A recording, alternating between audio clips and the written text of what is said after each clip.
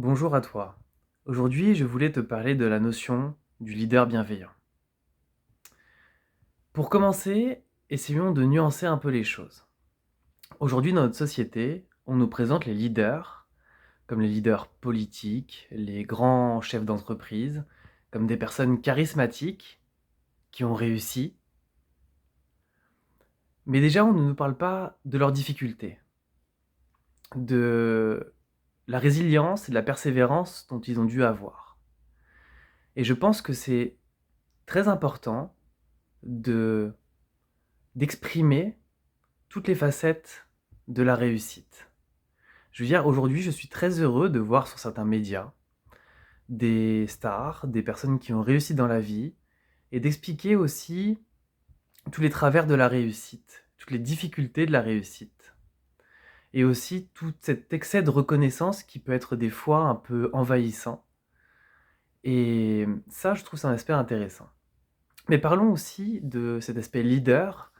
Aujourd'hui, on nous montre un leader comme quelqu'un qui est prêt à écraser les autres, qui est tellement compétitif qu'il est prêt à tout pour réussir, et même à utiliser des combines que je qualifierais de perverses, comme manipuler, mentir, utiliser un marketing acharné qui va jouer sur les biais psychologiques de l'autre pour le faire adhérer à son produit ou à sa pensée. Et ça me dérange fortement parce que quelle image on donne aux gens, aux jeunes générations, c'est que pour réussir, il faut être presque sans foi ni loi. Et j'ai envie de contraster cette notion avec la notion du leader bienveillant.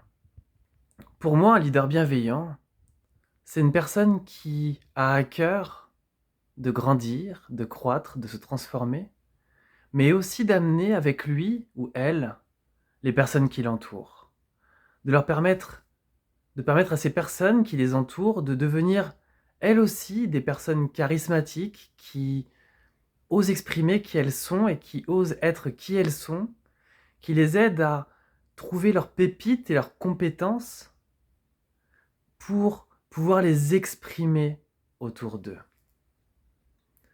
Un leader bienveillant a aussi une force extraordinaire, c'est qu'à la fois il est une source d'apprentissage pour les autres, mais les autres sont aussi une source d'apprentissage pour lui ou elle. C'est-à-dire qu'il grandit tout le temps, il ose se remettre en question, et il n'hésite pas même à faire grandir l'autre au risque, un jour peut-être que cette personne soit peut-être même meilleure qu'elle, mais ce n'est pas grave. Parce que pour lui, pour ce leader ou cette leader bienveillante, ce qui compte c'est de voir grandir l'autre et de lui permettre d'exprimer sa singularité dans sa vie et d'oser être pleinement qui elle est.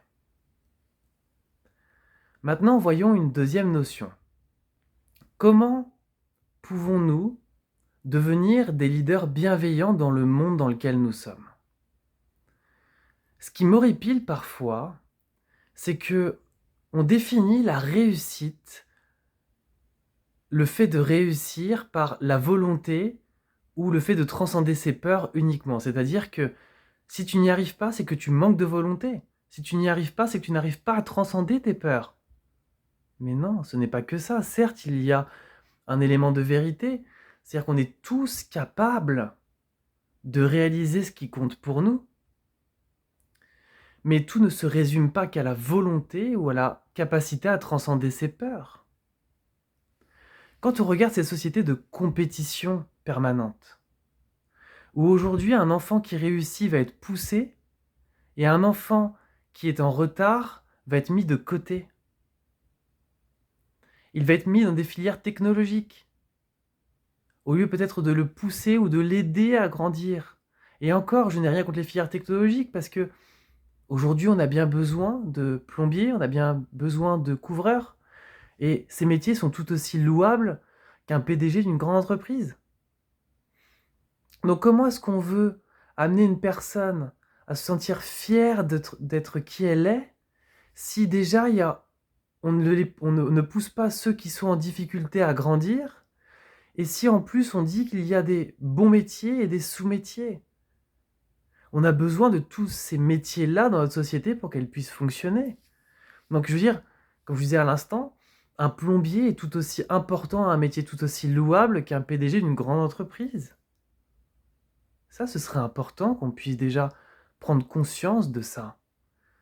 Comment est-ce qu'on fait pour ne pas laisser un enfant de côté et l'aider à s'épanouir et à ne pas le cliver dans des cases, ça c'est bien et ça c'est pas bien. Deuxièmement, ce que je voulais aborder, c'est que il y a un côté très clivant à l'échec. Regardons certains pays anglo-saxons, quand tu tentes quelque chose, et même si tu échoues, c'est une preuve de qualité, c'est une force, parce que tu as essayé de faire quelque chose. Et c'est gratifiant, parce que tu as pu monter en compétence en testant quelque chose. Tu as grandi en faisant quelque chose.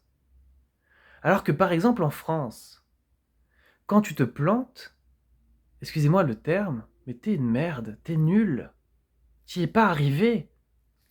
T'es un loser presque. Mais pourquoi?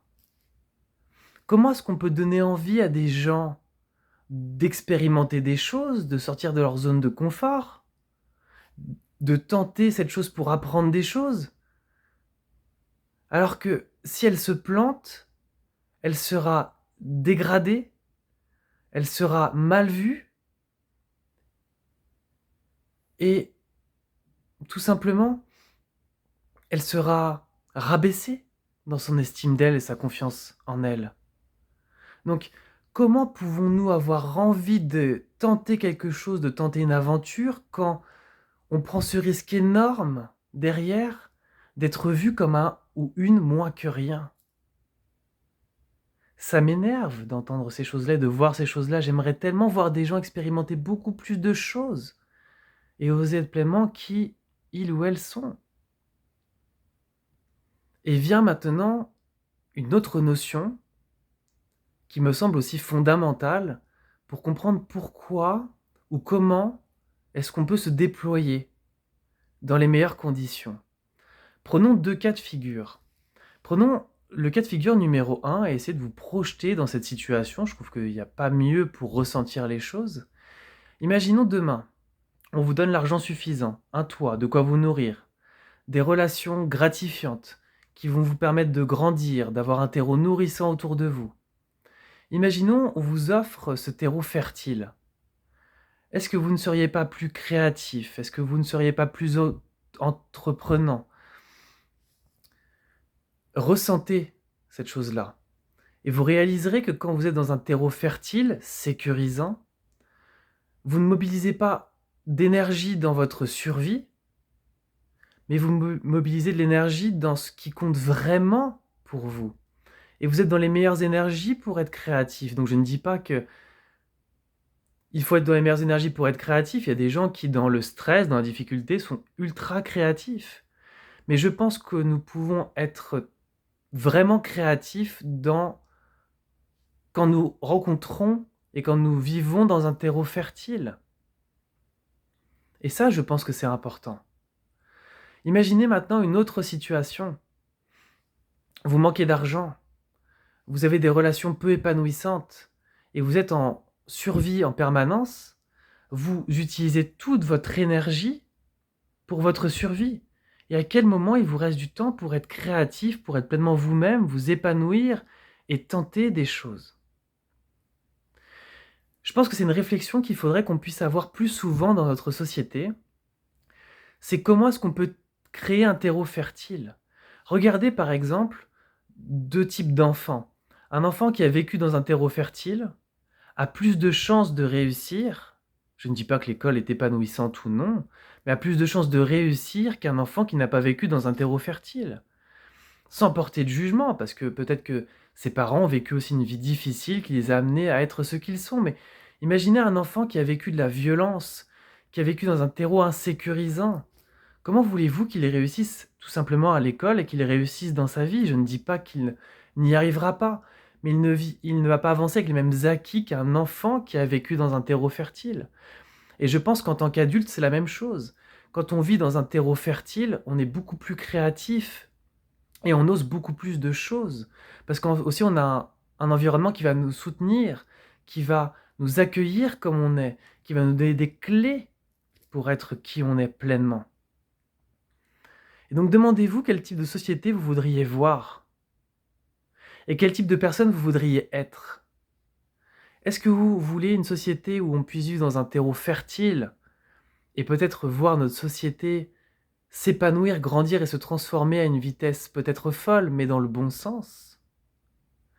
Et est-ce que nous ne pourrions pas être chacun des leviers, donc des leaders bienveillants, pour permettre aux personnes qui nous entourent de grandir, de se transformer, de leur apporter peut-être cette sécurité, ce soutien, ce terreau fertile, pour qu'elles puissent elles aussi, à leur tour, s'exprimer et être pleinement qui elles sont? Prenons cet exemple simple.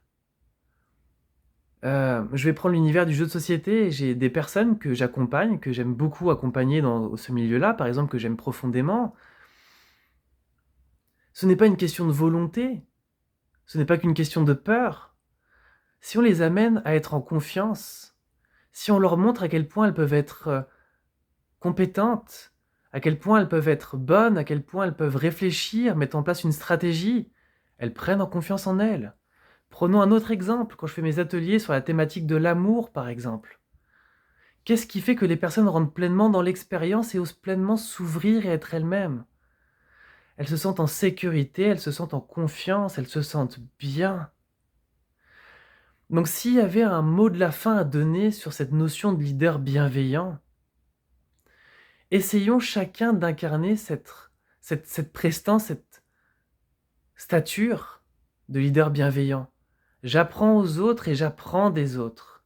J'aide les autres à grandir, à se transformer, à leur montrer leur beauté, leurs compétences, en quoi elles sont belles et fortes.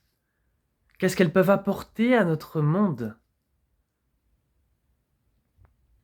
Et à la fois, j'ose me remettre en question, je leur apprends et j'ose apprendre d'elles.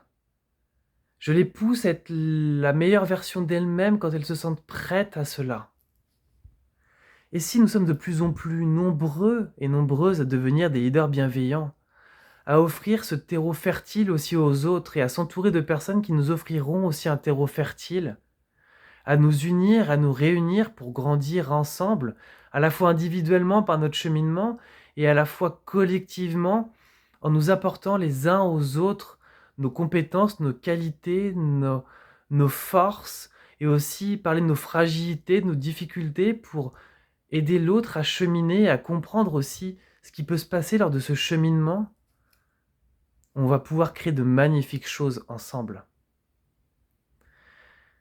Essayez d'incarner cette place de leader bienveillant, de voir les belles choses qui sont en vous et les belles choses qui sont en les autres. Aidez-les à grandir, aidez-vous à grandir. Cherchez à grandir ensemble plutôt qu'à être meilleur que l'autre. Essayez d'être tous ensemble de meilleures personnes. Je pense que c'est une voie qui nous apportera beaucoup dans notre société. Je vous souhaite une très belle journée et je vous dis à très bientôt.